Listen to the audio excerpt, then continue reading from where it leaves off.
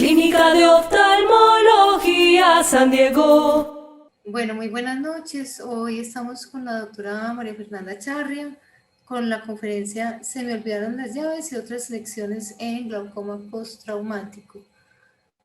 Muchas gracias, doctora, por aceptar la invitación. La doctora es oftalmóloga egresada de la Universidad del Bosque, especialista en segmento anterior, egresada de la FOS, subespecialista en glaucoma, también de la FOS, coordinadora del Servicio de Oftalmología Clínica de la Universidad de La Sabana. También trabaja como glaucomatóloga en Servioftalmos y su práctica privada la tiene en el edificio Altos del Bosque en Bogotá.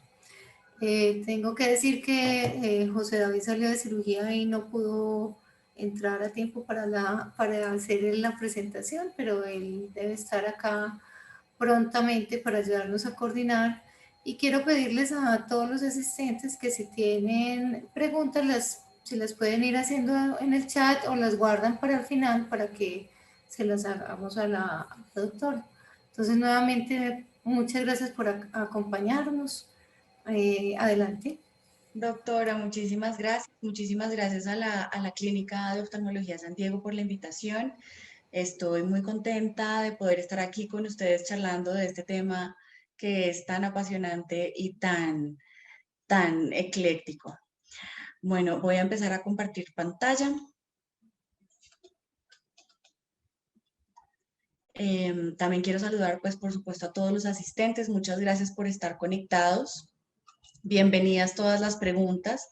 Las resolveremos al final de la charla. Quiero empezar preguntándoles, con la primera pregunta que quiero hacerles es, ¿a quién no se le han olvidado las llaves de la casa alguna vez? Yo tengo que confesar que a mí sí. Y la segunda pregunta que quiero hacer es, ¿cómo se sintió usted el día que se le quedaron las llaves?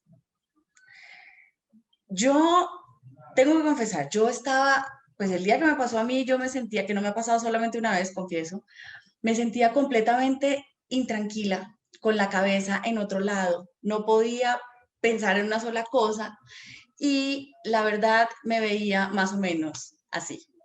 Y en lo único que podía pensar es, Dios mío, ahora, ¿qué voy a hacer? ¿Ahora qué hago? ¿Qué hago? Una situación muy similar pasa con los pacientes de glaucoma postraumático. Hay una cosa importante, es que todos los oftalmólogos tenemos las llaves y las herramientas para manejar estos pacientes tan aparentemente complejos. Lo importante es no olvidar las llaves, para saber que tenemos la tranquilidad de poder, que sabemos que tenemos todo lo que necesitamos a mano para saber cómo diagnosticar, cuándo intervenir y cómo operar. Vamos a entrar un poquito en contexto histórico. Estaba ocurriendo la década de los 60 y mientras la muerte de Marilyn Monroe y John F. Kennedy conmocionaban al mundo, Estados Unidos y Europa bailaban al ritmo de Elvis Presley y los Beatles. Muhammad Ali se coronaba como campeón del boxeo, como la leyenda nunca vista, y Martin Luther King empezó a luchar por los derechos de los afroamericanos. El mundo entero se reunió para ver el primer alunizaje. Se inauguraron festivales tan grandes como el Gran Festival de Woodstock y empezó la revolución femenina gracias a que se pudo comercializar libremente la píldora anticonceptiva. Y por primera vez se llevó a cabo el primer trasplante de corazón de forma exitosa gracias al médico sudafricano, el doctor Barnard. En el área de la oftalmología no nos quedábamos atrás y el doctor Kellman introduce por primera vez la técnica de facoemulsificación que revolucionaría para siempre la cirugía de catarata, haciéndola una técnica fácil, segura y rápida. El doctor Kearns describe por primera vez el uso de mitomicina en la técnica de trabeculectomía y la técnica que él describió en los años 60 fue la precursora de la técnica que utilizamos hoy en día. En el mundo del glaucoma, todavía utilizábamos como medicamentos de primera línea la pilocarpina y los inhibidores de anhidrasa carbónica. Y estábamos a portas de empezar a utilizar el timolol como tratamiento de primera elección. Los doctores Wolf y Zimmerman describen por primera vez la asociación entre trauma ocular y glaucoma. Y después de ellos, muchos otros describen la misma asociación por diferentes mecanismos. Es por eso, pues realmente mucho ha cambiado en el tratamiento del glaucoma postraumático desde entonces. Y es por eso que vamos a abordar esta charla a partir de áreas anatómicas, iniciando por la córnea y la esclera. El trauma ocular abierto se presentan más o menos 500.000 de casos al año en Estados Unidos únicamente.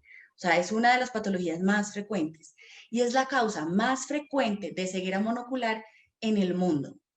Tenemos que tener en cuenta que el trauma ocular abierto es muy diverso tanto en edad como en mecanismos por los cuales se produce. Generalmente en los hombres jóvenes, en la década de los 30 a 40, es la década más frecuente y se produce por objetos en proyectil. Y en las mujeres, generalmente a partir de la década de los 70, generalmente asociado a caídas. Las lesiones son supremamente heterogéneas, y generalmente nos encontramos con cuadros como en el que vemos en la fotografía, en el que realmente no sabemos con todo lo que nos vamos a encontrar. Entonces, en este momento podemos tener un abordaje quirúrgico que es básicamente cerrar y esperar. ¿Cómo? Tenemos que, en este caso, por ejemplo, haríamos debridamiento del iris que está necrótico y haríamos una sutura watertight de la córnea que nos da tiempo para que haya cicatrización de todas las lesiones de la superficie y nos da tiempo para prepararnos para cirugías futuras. Hay 4 factores de riesgo importantes para el desarrollo del glaucoma postraumático cuando hay un trauma ocular abierto. Y son 4, súper importantes. 1, a mayor edad, mayor riesgo. 2, que haya herida en zona 2 de trauma, porque ahí es donde se localiza toda la malla trabecular y todas las estructuras involucradas con la producción y el drenaje del humor acuoso. 3, que haya presencia de ifema y 4, que haya lesión de cristalino. Estos pacientes tienen que tener un seguimiento muy juicioso durante los primeros 6 meses porque generalmente el glaucoma postraumático tiende a presentarse después de este momento. ¿Cuáles son los mecanismos por los cuales se produce el glaucoma asociado a trauma ocular abierto? 1, que haya sinequias. 2, la presencia de inflamación y de sangre. Y 3, las lesiones de cristalino. Todas estas entidades van a llevar a que el glaucoma postraumático se comporte como un glaucoma de ángulo cerrado. Y aquí tenemos varias herramientas para el tratamiento. 1, el tratamiento médico, que ya lo vamos a mirar en detalle un poquito más adelante, generalmente fracasa. 2, iridotomía. Y 3, ya cirugías dependiendo de lo que vayamos a afrontar, ya sean trabeculectomía, mecanismos de drenaje como el implante valvular o procedimientos como la ciclofotocoagulación o procedimientos con láser de diodo. En las quemaduras oculares tenemos que recordar que existen pues, los 2 polos que son las quemaduras por ácidos y las quemaduras por álcali. Las quemaduras por ácidos lo que hacen es que producen una denaturación proteica y una coagulación proteica, lo cual genera una barrera mecánica que no permite que haya una extensión profunda del daño.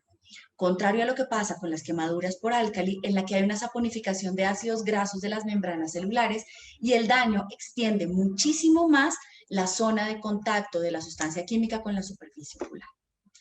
El 75%, ojo a esto, el 75% de los pacientes con quemaduras por álcali van a presentar glaucoma asociado. Y esto sucede inicialmente porque nosotros estamos preocupados, por supuesto, por el daño de la superficie ocular y no monitorizamos la presión intraocular desde fases tempranas. Entonces, es recomendable en los pacientes con quemaduras por álcali, sí, estar pendientes de la superficie ocular, que es nuestra mayor preocupación, pero empezar a monitorizar tempranamente la presión intraocular. Muchas veces no se puede con tonómetro de Goldman, que es lo que tenemos a la mano. Podemos utilizar la tonometría digital comparativa con el ojo sano o dispositivos de poco contacto corneal como el iCare o el TonoPen. Una vez mejor dicho, qué abordaje quirúrgico podemos tener en este momento cuando tenemos un paciente con una quemadura por álcali que empieza a hacer picos de hipertensión tempranamente.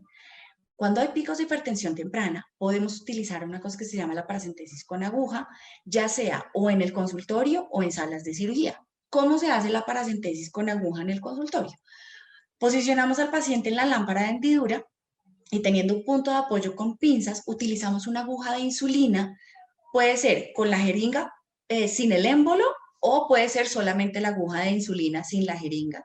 En el tercio inferior de la córnea con el bisel hacia nosotros, o sea, hacia el examinador, para que haya un drenaje del humor acuoso de la cámara anterior. Esto disminuye no solamente la presión intraocular, sino que remueve la sustancia química de la cámara anterior para que no cause daños de las estructuras y diluye la concentración del álcali en la cámara anterior. Adicionalmente, deberíamos utilizar medicamentos como la acetazolamida vía oral inmediatamente después de la quemadura y de cualquier cirugía ocular derivada de este trauma. Utilizar medicamentos como la cicloplegia para manejo del dolor, evitar las sinequias y estabilizar la barrera hematoacuosa. Después de eso, si hay un glaucoma instaurado, tendremos que esperar a ver cuál es el estado de nuestro tesoro más preciado, que es la conjuntiva superior, para saber qué procedimiento quirúrgico podemos llevar a cabo, ya sea cirugía filtrante, que sería la primera elección, implantes valvulares, y si definitivamente la conjuntiva no lo permite, procedimientos ciclodestructivos con láser de diodo, por ejemplo, ciclo G6. Ahora, ya adentrándonos un poco en las estructuras oculares en cámara anterior y malla trabecular, hay varias entidades que se pueden manejar médicamente, por ejemplo, derivadas de un trauma. Por ejemplo, la iritis traumática, la hipertensión inducida por esteroides o el daño mecánico de la malla trabecular en ausencia de recesión angular, y esto es una frase súper importante, en ausencia de recesión angular, porque generalmente estas entidades responden a manejo médico y resuelve la presión intraocular elevada durante las primeras semanas, 2 a 4 semanas. Las entidades potencialmente quirúrgicas son dos, el IFEMA y la recesión angular y la diálisis.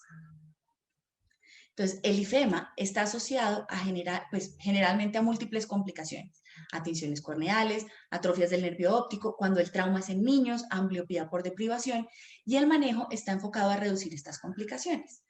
El 50%, o sea, la mitad de los pacientes que tienen IFEMA grado 4 van a presentar hipertensión ocular. Esto es un porcentaje altísimo.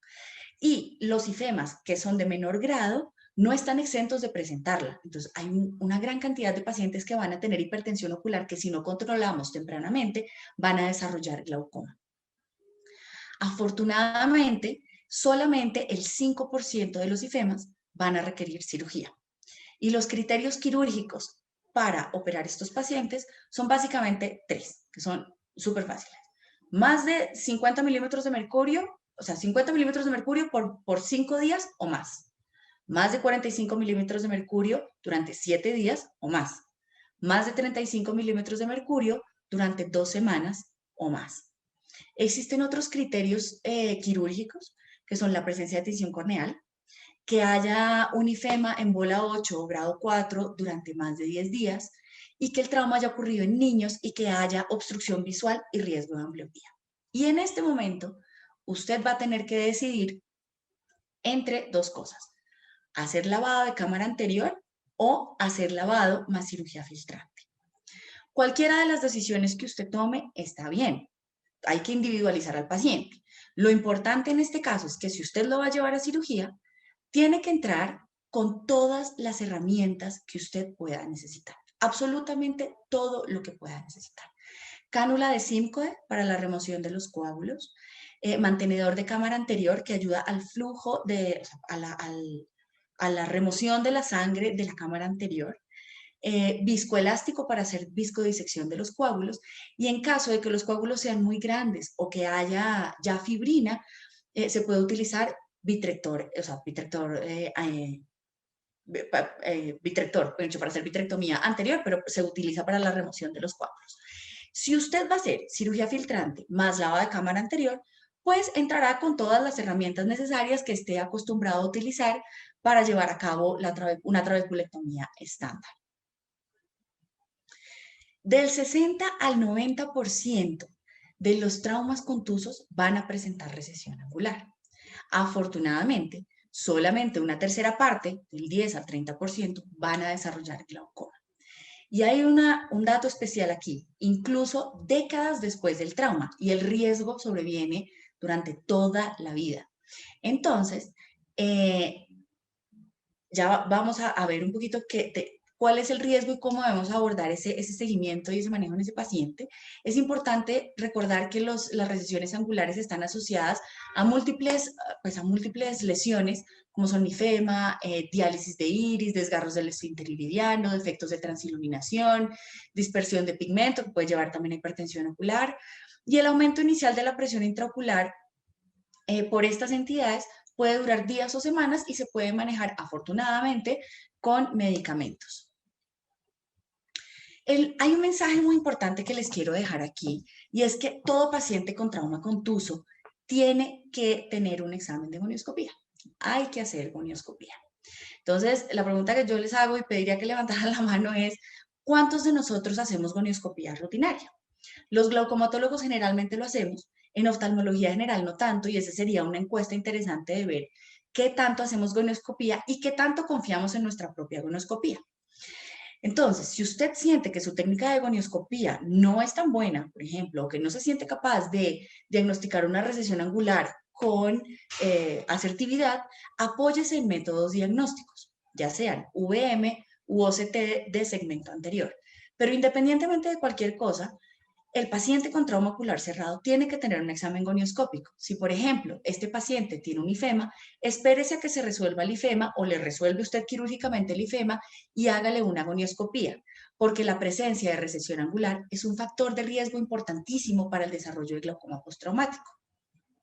Generalmente, cuando hay recesiones angulares de más de 180 grados, se considera un factor de riesgo asociado a glaucoma postraumático. Pero incluso las recesiones angulares de 90 grados pueden ser un factor de riesgo para desarrollar un glaucoma postraumático.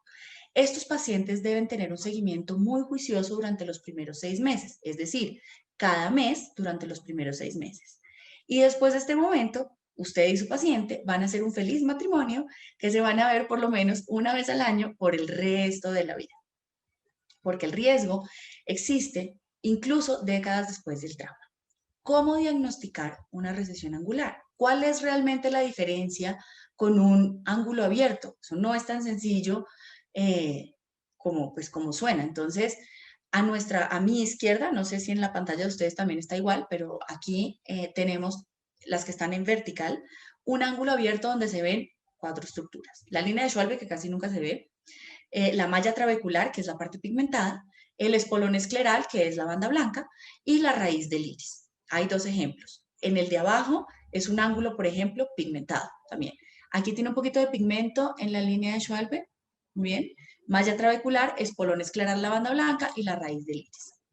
La recesión angular se ve como una banda azulada y hay un cambio en la profundidad tanto del ángulo como de la cámara anterior. Y puede ser completa, como se ve en la primera imagen que tenemos la flecha desde arriba, o puede ser parcial, como se ve en la segunda imagen, que se ve la flecha desde abajo. Entonces aquí vemos toda la banda azulada con una recesión angular de todo el cuadrante, el que sea que estemos viendo en este momento. Y aquí se nota claramente cómo viene un ángulo abierto normal y aquí viene la banda grisácea de la recesión angular con un cambio en la amplitud. Es muy importante hacer gonioscopía comparativa, es decir, primero se hace gonioscopía del ojo sano para tratar de determinar cómo son las estructuras normales de ese paciente e inmediatamente después hacemos la gonioscopía comparativa del ojo que recibió el trauma. Para eso, y así pues podemos diagnosticar mucho más fácilmente una recesión angular o una diálisis en caso de que se presente. Esta es una imagen grande y ampliada de una recesión angular en la que el ángulo normal, de una amplitud normal, se ve en el centro y donde están las flechas se ven las bandas grises de la recesión angular. Es como si fuera un desplazamiento y un arrancamiento parcial de la raíz del iris. Aquí también podemos ver otras imágenes en las que podemos comparar un ángulo normal con una recesión angular parcial. En pacientes que veamos recesiones angulares, son pacientes que tienen que tener seguimiento muy, muy estricto, sobre todo durante los primeros 6 meses y una vez al año después de esos primeros 6 meses, porque pueden desarrollar glaucoma. Una vez instaurado el glaucoma postraumático, si es que se presenta, tenemos que tener muy claro que es una entidad de preferencia quirúrgica. O sea, paciente que ha desarrollado glaucoma postraumático es un paciente que va a necesitar cirugía, es un paciente que debemos abordar quirúrgicamente. ¿Por qué? Porque fracasan mucho al tratamiento farmacológico y si uno creyó que podía hacerle una trabeculoplastia láser selectiva y salir airoso del cuento, está equivocado. Tienen una altísima tasa de fracaso a las terapias con trabeculoplastia láser selectiva. Hay técnicas descritas como la trabeculopunción con técnica Nd:YAG, que no hay estudios a largo plazo, no está estandarizado, no recomendado.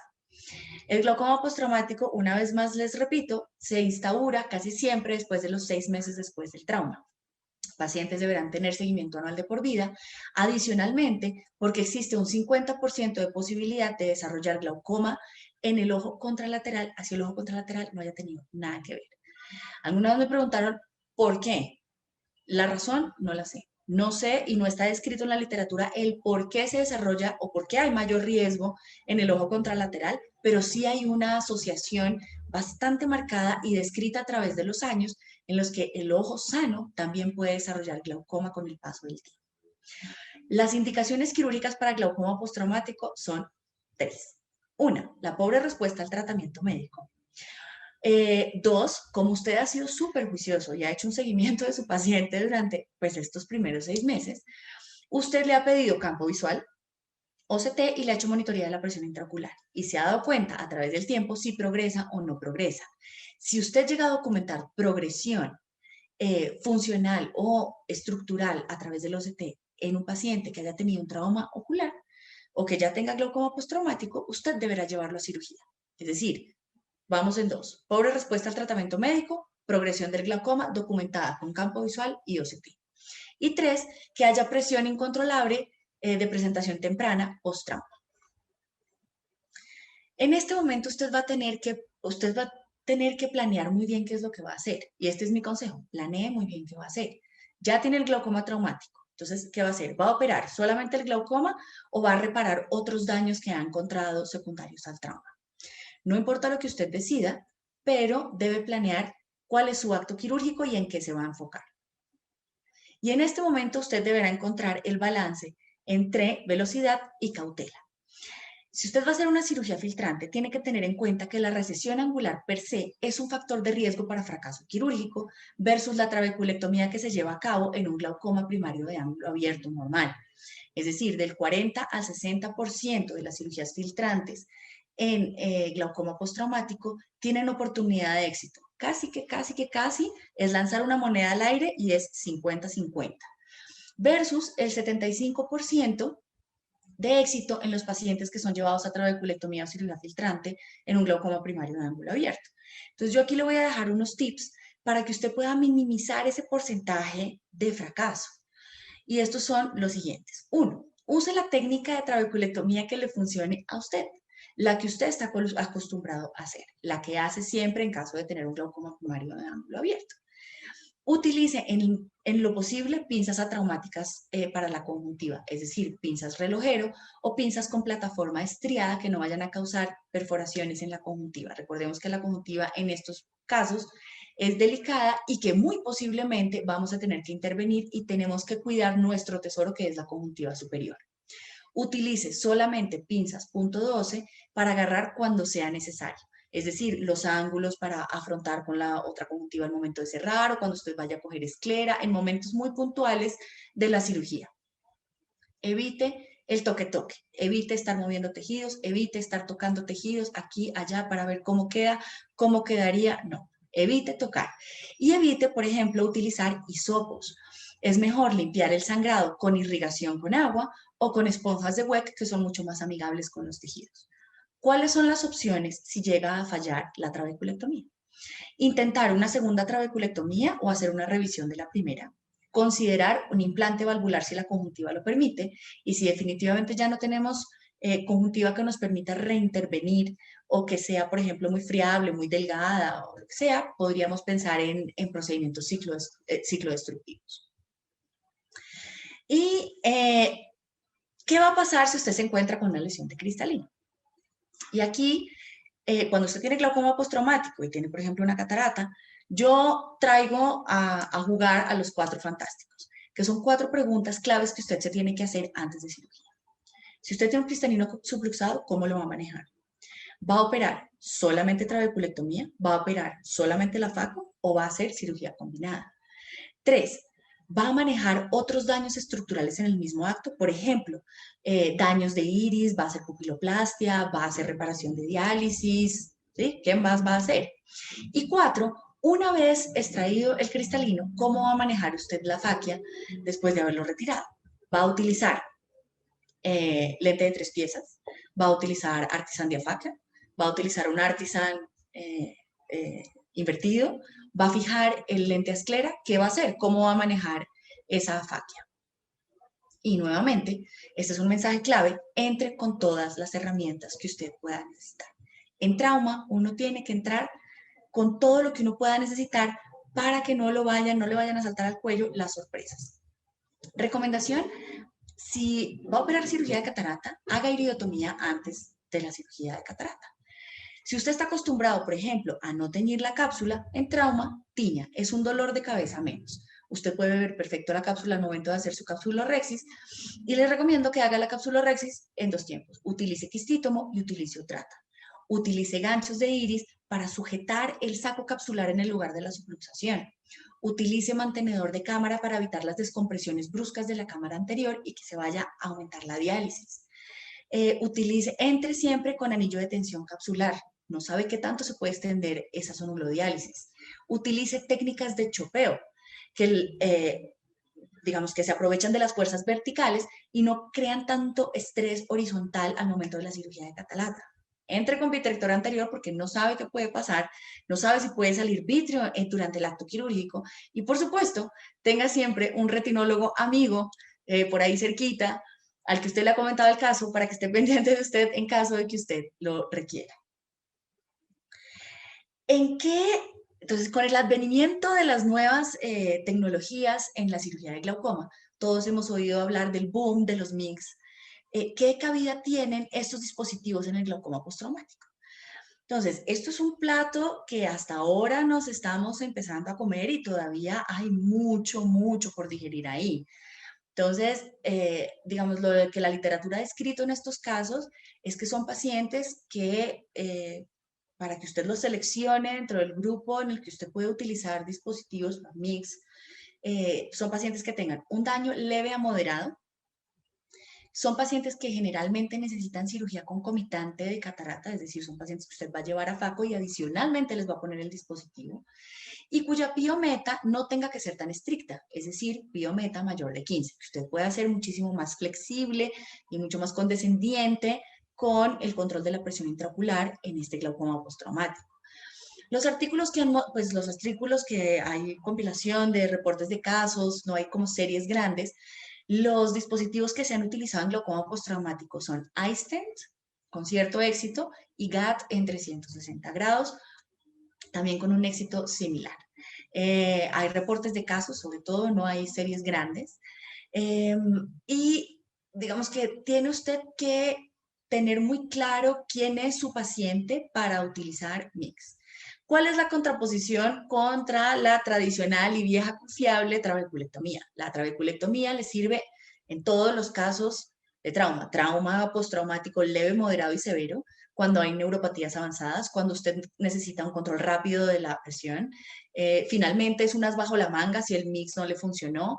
Entonces es una cirugía que nos permite un control muchísimo más asertivo en estos pacientes de glaucoma. Ojo a esto, en glaucoma postraumático, porque el glaucoma primario de ángulo abierto ya es otra historia.